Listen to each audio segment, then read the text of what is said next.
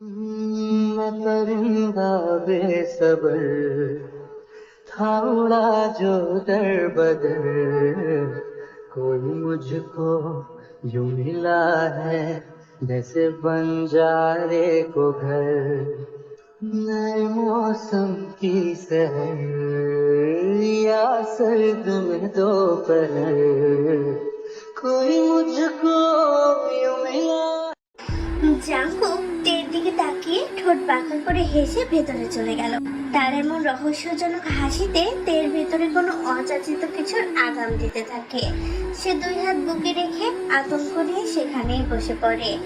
বিকেল গড়িয়ে সন্ধ্যা নামলো, সন্ধ্যা গড়িয়ে রাত, তবুও তে তার রুম থেকে বেরোলো না। রাতের খাবারের সময় ন্যান্সিকে তে বলেছে তার আজ ভালো লাগছে না, সেই জন্য তার রাতের খাবারও ন্যান্সি উপরেই এনে দিয়ে গেছে। পরের দিন সকালে তে তাড়াতাড়ি তৈরি হয়ে সবার আগে অফিসে চলে গেল। নাস্তাও করলো না, যেন তার জাঙ্কুকের মুখোমুখি হতে না হয়। অফিসে পৌঁছে তে তার ডেস্কে বসা মাত্র শুনতে পেল তাদের অফিসে নাকি নতুন সিইও জয়েন করেছে, যার কারণে নামজুন খান, লিমিনহো খান এবং সোবেন খান রিটায়ার করছেন। তে ভিকে গিয়ে জিজ্ঞেস করে এই ব্যাপারে। ভি নতুন সিইওর অফিসের কেবিনটা দেখিয়ে দিল। তে হ্যাঁ সূচক মাথা নাড়িয়ে সেই দিশায় হাঁটা দেয়।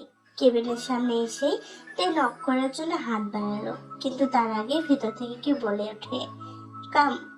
আওয়াজটা তের অনেক কাছ থেকে চেনা, যেন শোনা মাত্রই তে শঙ্কিত হয়ে ভাবতে লাগলো এটা তো জাঙ্কুকের কণ্ঠ।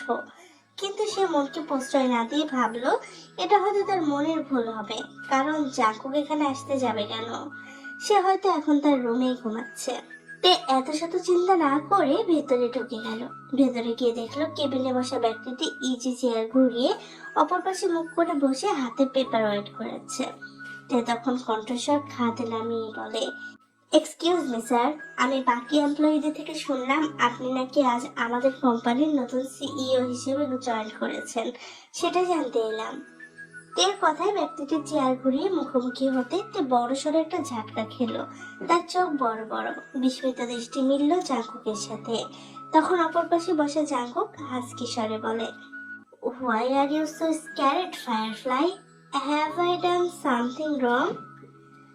জাঙ্কুকের দেখে এ নামে রাখার পর তের মেজাজ তরতর করে বেড়ে গেল। সে আতঙ্ক ভয় সব এক পাশে রেখে তীক্ষ্ণ ঝাঁঝালো কণ্ঠে বলে, আপনি এখানে কি করছেন? আপনি দেশে কেন ফিরেছেন? আপনাকে না বলেছিলাম এখন না ফিরতে? তের এমন উত্তরে জাঙ্কুক স্বাভাবিক মেজাজ বিগড়ে গেল। রাগে সমস্ত শরীর টকবক করছে। সে তার রাগ দমনের চেষ্টা করে রুষ্ট কণ্ঠে বলে, miss Taeyong, for your kind information, এটা অফিস, এখানে অফিসিয়াল কাজকর্ম হয়। আপনার সাংসারিক কথাবার্তা শোনার জন্য আমি এখানে বসে নেই। এসবের জন্য আগে বাসায় যাই, তারপর না হয় ডিল করবো, কেমন? তে জাঙ্কুকের কাছে অপমানিত হয়ে রাগে গজগজ করতে করতে বাক্যহীন হয়ে বেরিয়ে গেল। সে জানে জাঙ্কুক ইচ্ছে করে তাকে এমন করেছে, যেন তাকে অপদস্থ করতে পারে। তে বেরোতে দেখলো বেগম অফিসের দরজা দিয়ে ঢুকছে।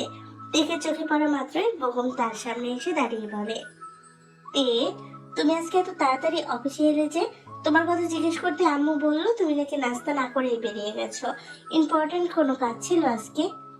তে এমনিতেই রেগেছিল, তার উপর বেগমের করা প্রশ্নে তে প্রথমবারের মতো তার সাথে রেগে প্রত্যুত্তর করে, কেন? আমাকে আপনাদের সবার কাছে সব কাজের কৈফিয়ত দিতে হবে নাকি? আমার কি নিজস্ব কোনো ইচ্ছা অনিচ্ছা থাকতে পারে না? বেগম স্তম্ভিত চোখে তের পানে তাকায়। তে আমি এমন কিছু বলতে চাইনি, তুমি আমাকে ভুল বুঝছো। থামুন, আমার আর কিছু বোঝার প্রয়োজন নেই। বেগমকে কথার মাঝে থামিয়ে তে রাগ দেখিয়ে বেরিয়ে গেল অফিস থেকে। বেগম সেদিকে উদাস চোখে তাকিয়ে পকেট থেকে ফোন বের করে ড্রাইভারকে কল করে বলে দিল তেকে সাবধানে বাসায় পৌঁছে দিতে। লাল আর বেগুনি মিশ্রিত আভায় আকাশ অদ্ভুত এক মুগ্ধকর দৃষ্টি তৈরি করেছে। মাগরিবের আজান শেষে তে নামাজ আদায় করে নিচে নেমে তার বাগানটাতে এসে একা একাই হাঁটছে। কিছুক্ষণ এক নাগাড়ে হাঁটার পর সে দোলনায় বসে আকাশের দিকে তাকিয়ে আজকে সকালের ঘটনার কথা ভাবতে লাগলো। তে সেই সকাল থেকে মন ভার হয়ে আছে। সে শুধু শুধু জাঙ্কুকের রাগ বেগমের উপর ছেড়েছে আজকে, অথচ বেগমের কোনো দোষই ছিল না। তে মনে মনে নিজের ভুল বুঝতে পেরে ঠিক করলো বেগম এলে সে তার কাছে ক্ষমা চাইবে। সেই ভেবে তে দোলনায় বসে তার আসার অপেক্ষা করতে লাগে। কিছুক্ষণ পর বেগমের গাড়ি এসে সদর দরজা দিয়ে ভেতরে ঢুকলো। বেগম গাড়ি পার্ক করে হেঁটে আসতে দেখলো তে বাগানের দোলনায় বসা। বেগমকে দেখে তে দোলনা থেকে নেমে সোজা হয়ে দাঁড়িয়ে তার দিকে এগিয়ে আসলো। বেগম হাসি মুখে বলে, আমি কিন্তু এখন তোমাকে প্রশ্ন করতাম যে তুমি একা একা দোলনায় বসে কি করছো, কিন্তু তুমি রেগে যাবে বলে বললাম না। থাক বাবা, আজ রেগে গিয়ে কি যে ভয়টা দেখালে আমাকে বলার মতো না। বেগমের কথাই তে মলিন মুখে বলে, আপনি কি রেগে নেই আমার উপর? আমি তখন অনেক খারাপ আচরণ করেছি আপনার সাথে, এর জন্য আমি অনেক লজ্জিত, আমাকে ক্ষমা করবেন। একদমই না, তুমি হয়তো কোনো বিষয় নিয়ে অনেক বেশি চিন্তিত ছিলে, তাই না? তোমার যে কোনো সমস্যার ব্যাপারে তুমি আমাকে বিনা দ্বিধায় বলতে পারো, আমি সব সময় তোমার পাশে আছি আর থাকবো ইনশাআল্লাহ। বেগমের মোহময় কথায় তে ভাবতে লাগলো, সে এমন অমায়িক মানুষটার সাথে কিভাবে তখন খারাপ আচরণ করতে পারলো। বেগম তখন তের ভাবনায় ছেদ ঘটিয়ে বলে, চলো এখন ভেতরে যাওয়া যাক। তে বেগমকে থামিয়ে বলে, দাঁড়ান, আমার একটা প্রশ্ন আছে। হ্যাঁ বলো, আমি শুনছি। জাঙ্কুক ভাইয়া যে আমাদের অফিসের নতুন সিইও হিসেবে জয়েন দেবে, সেটা কি আপনি আগে থেকে জানতেন? না, আমিও আজকেই জানলাম। শুনেছি এই বিষয়ে নাকি ভাইয়ার আমেরিকা থাকাকালীন বড় আপুর সাথে ফোনে কথা হয়েছিল। আমি প্রথমে শুনে অবাক হয়েছিলাম, কারণ ভাইয়ার তো কখনোই ইচ্ছা ছিল না অফিসের দায়িত্ব নেয়ার। তবে পর মুহূর্তে অনেক খুশিও হয়েছি, কারণ ভাইয়া তার দায়িত্ব বুঝে নেওয়া শুরু করেছে। ও ঠিক আছে। হ্যাঁ ম্যাম, চলেন এবার ভিতরে যাওয়া যাক।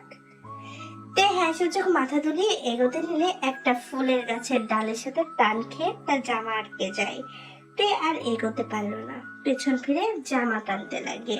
বেগম তেকে তার সাথে আসতে না দেখে পেছন ফিরে তাকিয়ে দেখলো তে গাছের সাথে আটকে যাওয়া জামা টেনে ডাল থেকে ছাড়ানোর চেষ্টা করছে।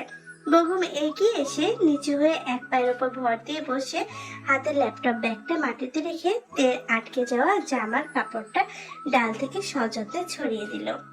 দূর থেকে জাঙ্কুকের চোখে এই দৃশ্য ধরা পড়ে। সে মাত্র অফিস থেকে বাড়িতে ফিরলো। অন্যদিকে বেগম আর তে কারোরই সেদিকে কোনো খেয়াল নেই। তারা হাসি মুখে একসাথে ভেতরে চলে গেল। এই অবস্থায় জাঙ্কুকের রাগে চোয়াল শক্ত হয়। সে হাত মুষ্টি করে পাশে থাকা একটা বড় গাছে ঘুষি মেরে বসে। সাথে সাথেই গাছটা ফাটল ধরে হেলে পড়ল। কিছুক্ষণ পর সবাই রাতের খাবারের জন্য একত্রিত হলে নামজন জাঙ্কুককে বলে, জাঙ্কুক, একটা কথা বলার ছিল। Yes dad, speak up. আমি ভাবছি বেগম আর তের বিয়ের আগে তোমার বিয়ের কথা। বাড়ির সকলেরও একই মত। আমরা চাচ্ছিলাম তোমার জন্য মেয়ে দেখতে।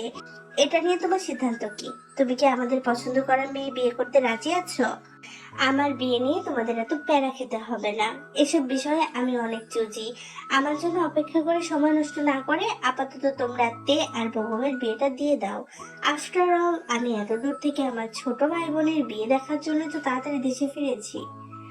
শেষের কথাটা বলার সময় জাঙ্কুক তের দিকে তীক্ষ্ণ দৃষ্টি নিয়ে তাকালো। সকলের কাছে সেটা স্বাভাবিক শোনালেও তের কাছে সেটা মোটেও স্বাভাবিক ঠেকলো না। জাঙ্কুকের কথার পরে কেউ আর কিছু বললো না। খাওয়া শেষ করে সবাই নিজ নিজ রুমে চলে গেল। তে জাঙ্কুকের রুমের সামনে এসে দরজায় খটখট শব্দ করে। জাঙ্কুক তখন দরজা খুলে বুকে দুই হাত গুজে ঠেস লাগিয়ে দাঁড়ায়। এখানে কি চাই? আপনি হঠাৎ এই বিয়েতে রাজি হয়ে গেলেন কি করে? আপনি না আমাকে ভালোবাসতেন? এত জলদি সেই ভালোবাসা উবে গেল নাকি? ওয়াই? তোর সমস্যা কি বলতো? আমি কিছু করলেও তোর সমস্যা, না করলেও সমস্যা। তুই আসলে চাচ্ছিসটা কি? কিছু না, শুধু চাচ্ছি এখন যেমনটা আছে আগামীতেও ঠিক তেমনটাই থাকবেন। কথাটা বলে তে পেছন ঘুরে চলে গেল। তখন জাঙ্কুক রহস্যময় হাসি নিয়ে বলে, আমার কেন মনে হচ্ছে তুই ভেতরে ভেতরে কিছু একটা লুকিয়ে যাচ্ছিস। তুই মুখে না বললেও তোর চোখের ভাষা আমি পড়তে জানি। হয়তো তোর দুর্বলতা আমি ধরে ফেলেছি। আমাকে এত হালকা ভাবে নেওয়াটা তোর ভুল হবে, মাই লাভলি ফায়ারফ্লাই। পরের দিন তে রোজকার মতো ব্রেকফাস্ট শেষ করে অফিসের জন্য বেরোতে গিয়ে তার নজর গেল বাগানে থাকা সেই কাল রাতের ফুল গাছটার উপর, যেটাতে তার জামা আটকে গিয়েছিল। সেদিকে সেই গাছটা আজ আর নেই। মনে হচ্ছে গাছটাকে টেনে উপড়ে ফেলা হয়েছে। তে বাগানের মালিককে ডেকে জিজ্ঞেস করলো এ ব্যাপারে, কিন্তু সেও বলল সে কিছু জানে না। ভোর সকালে উঠে নাকি সেও গাছটা এমন উপড়ানোই পেয়েছে।